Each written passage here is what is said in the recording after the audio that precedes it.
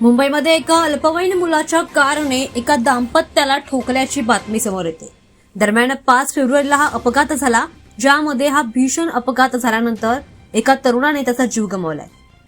17 वर्षाच्या एका तरुणाने त्याच्या कारने जोरदार धडक दिली, ज्यामध्ये उपचारादरम्यान एका तरुणाने त्याचा जीव गमावलाय आणि त्याची पत्नी गंभीर अवस्थेमध्ये तिच्यावर उपचार सुरू असल्याची ही माहिती समोर येते.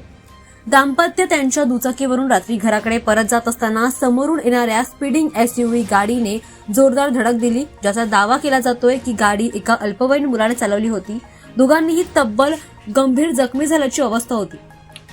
ध्रुमिल पटेल यांनी गंभीर जखमी झाल्यामुळे रुग्णालयात उपचारादरम्यानच त्यांनी त्यांचा प्राण सोडलेला आहे.